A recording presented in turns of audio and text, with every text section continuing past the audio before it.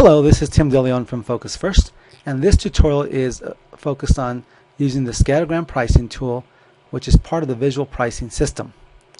Now, first of all, before we get started, let's make sure that we are going to assume that you have already listened to several of the other tutorials, that you know how to export data from your MLS, you know how to bring it into the visual pricing system and get these graphs, the buying patterns, time to sell, and odds of selling graph.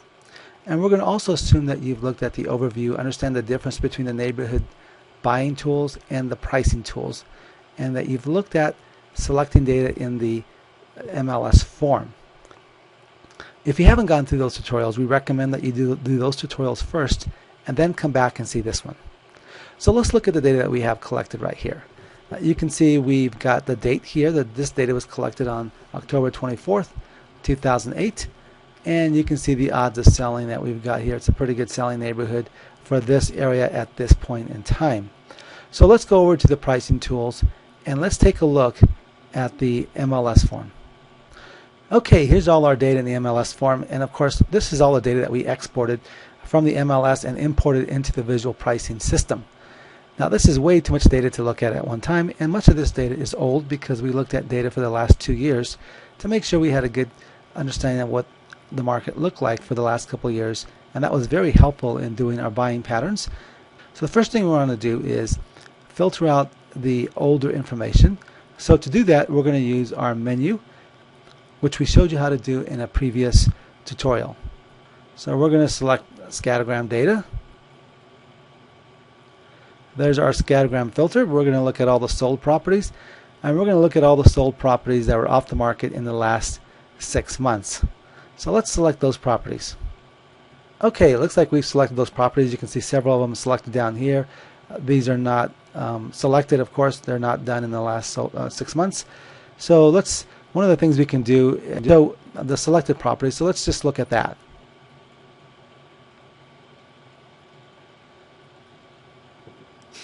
Okay, these are all the properties that are shown. Now, one of the things we want to focus on when we do our scattergram is we want to look at maybe between 5, 7 properties in that range that we want to put on our scattergram chart. And what we want to do is make sure that those properties we put on the chart are the most comparable properties possible. Now, for this analysis, let's assume that we're going to price a 2-story property with about 2,700 square feet. So, that being the case, take a look at these ranch homes right here. There's a 4-level over here, and there's another ranch. Let's unselect those properties since they're not going to be as interesting to look at because we want to get the most comparable properties. Now, the other thing we want to look at is, you can see we still got lots of properties here. Let's double click on style. Let's double click on Scattergram so we can get the ones that are picked sorted to the top. Okay, so we still got lots of properties. I don't know, 10 or 12 properties, probably more than we still need. So let's see if we can get focused on a little bit more. So take a look at this. One of the things you're going to notice, at least in this area, is the finished square feet and total square feet. In some cases, it differs quite a bit. Take a look at this property right here. There's a big difference. So you can see in this area of the country, there are basements, many of which are finished and some of which are not finished. Let's assume for this analysis that this property that we're going to try to price does have a finished basement. You can see this one does not. This one does not over here. There's 2 that do not. So let's get rid of those 2 because we're going to want to compare again as close as possible. We got we got something like 9 or 10. That's still probably a little bit more. We could probably break that down a little bit better. But you can see based on the activity, they look pretty close. Like they're pretty much all the same. They're all 2 stories. They all have a finished basement. They all are 4 or 5 bedrooms. We could get rid of maybe the 5 bedrooms to get a little bit closer if we want to. But let's just go ahead and make our scattergram and take a peek and see what that looks like.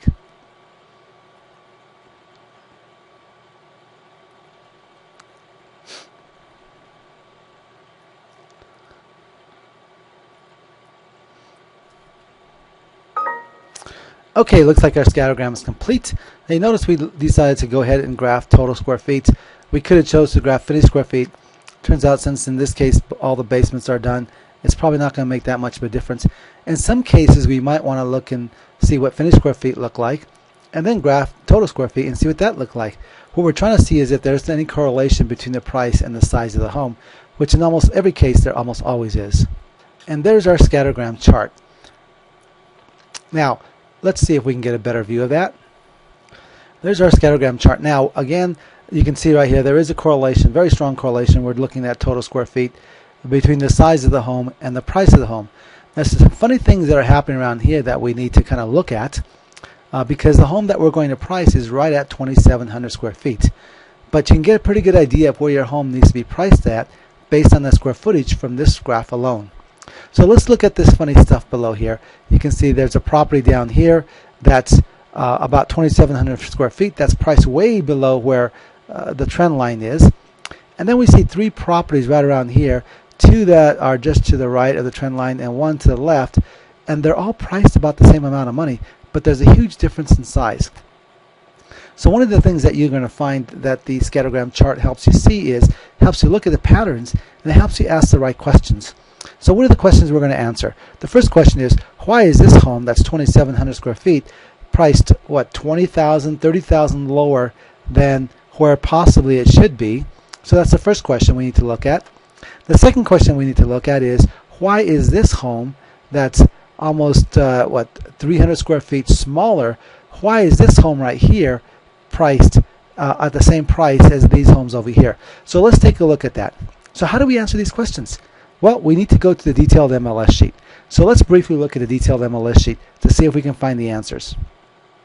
Let's first of all look at this point right here to understand why that's priced so much lower than the market. Okay, now this is the detailed MLS sheet for that one property. You can see the addresses up there. Here's what the sold price is, 222, and then there's the total square feet, 2672. So take a look at this information. Looks pretty nice, lots of decks, lots of, oh, look at this. See extras for forms, attach prequal, check, fax, and email. Yep, take a look at this. Right down below here, it's an REO, which basically is a foreclosure property. So that's a reason why this property is priced way down here, because it's a foreclosure property. Now, we have to understand how foreclosures are impacting this market area as to whether we should include this or not. Turns out there are several areas in some cities where the foreclosures are 50% of the market. Obviously, if the foreclosures are 50% of the market, then they need to be taken in consideration because that's your prime competition. It turns out in this market, foreclosures are not very much of an impact. Matter of fact, if you look at the market as a whole, it's only about 10% of the market, and they're very little impacted in this area. So we could just remove that point since that's not really a really good comp since it's foreclosure. We'll leave that on there just for now because it's likely that people in the area know about that property. So we'll leave that there for that sake. Okay, so we've answered the question about this point. Let's look at these 3 points and answer the question about why is that point so far priced so well for the size of the home compared to these over here. Let's take a look at this one right here. It has 2441 finished square feet and it's sold for $249. Okay, here's that property. You can see the address is 1808 Somerville, 2441 square feet, sold for $249. Now there were additional $2,000 concessions which we can reflect, and possibly we should reflect that in there as well. Now take a look at this right here. You can see it says new carpet, slate and marble floors, granite on all the counters including the bathroom counters, new paint in and out, new AC, 2 new hot water heaters, new furnace, new fence, vaulted ceilings in the bright living room, kitchen features, eat-in nook. Well, I think you can kind of get the feel reading through this. Basically, you can see it also has laminate wood floors over here, and it does have central air conditioning, which most of the properties in this area have central air and have either wood floors or laminate floors. When you look through this, basically, though, you can see a lot of extras that this property has. So we should make sure that that's reflected in the chart. So let's go back to the chart and reflect all these things in it. Let's go back to the MLS data sheet. Now here's 249 right here. What we'll do is we're going to go ahead and reflect that and change that price to 247. And then let's go ahead and make our chart. We'll go ahead and keep the foreclosure on there. Let's go ahead and remake our chart. Again, we go back over to add-ins. Focus first. We'll create our scattergram. This time we'll show our trend line. This time we're going to also show our data point information. Okay, looks like our scattergram is complete. Let's take a look at it. Let's go ahead and get a better view again.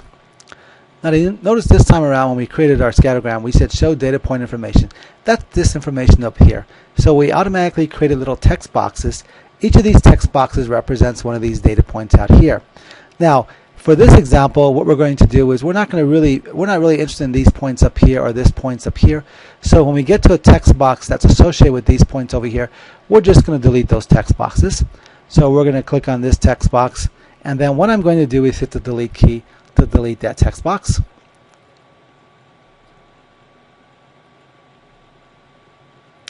Now here's one property, the Somerville property. Let's go ahead and place that right next to that data point.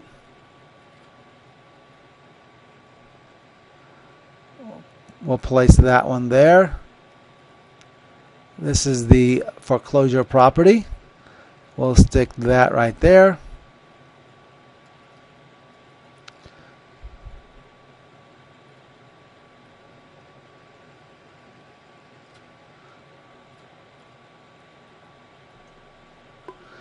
Very good. We've got those 3 points identified. Let's go ahead and highlight this one right here and add some more text to it. We're going to say, now I might want to go into a lot more detail, but for this I just want to give you the idea of what I'm going to do basically.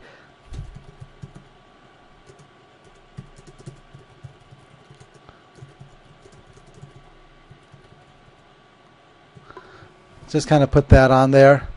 We had slate floors, of course. Down here I'm going to put in big bold letters.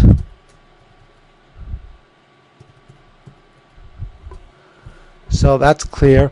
And these two, we haven't looked at these detailed MLS sheets, which might make sense for us to look at if we're going to compare a property in the 2,700 square feet. They see those sold for $250. They're a little bit bigger, but you can kind of get an idea. Right around here is where we should be based on the size of this home, assuming we didn't have a lot of upgrades. You can see this property over here is maybe about $15,000 above where the trend line is because of the upgrades it had. So how would we price this property? We can clearly see if it has pretty much the same comparable features that these properties have, and we can look at a detailed MLA sheet, identify what those are, and we could then put those texts in here. If the property we're looking at pricing has comparable features to this, then maybe it belongs about the same area, maybe about 245 is where this property should be sold. If it doesn't, if it has a lot of the upgrades, if it has granite countertops, if it's got all the new stuff that this property had that we just saw, then we'd want to price it right above there. Now we can actually use the tools here to draw a little circle to do that. Let's go ahead and do that. Okay, we got our menus back. Let's go ahead to Insert, and under Shapes, we will draw a circle. By the way, this is assuming you're using Office 2007. If you're using Office 2003, there's other ways to draw these things. There's actually a little drawing toolbar that you can make use of. And I'm going to draw a circle right around there. If we wanted to, we could go ahead and make that look a little different. Let's go ahead and make that look a little different. Let's go ahead and color that in right there. And if we wanted to, we could draw a text box and say that's our target area. Now we might want to, let's move this down just a little bit right here so we can show people that's really where the target area where it should be. Again, we could add a little text box that says target area and put the address in or something like that if we'd like. Easy to add text boxes. Again, just insert over here, and then there's a text box tool over here.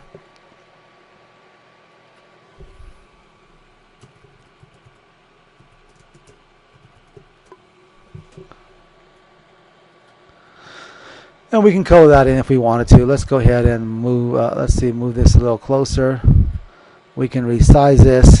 Again, these are all the mechanics of using the tool, which let's go ahead and make that red as well. And we'll make it bold. How about that? There's our final result. So this is something we can actually show the customer.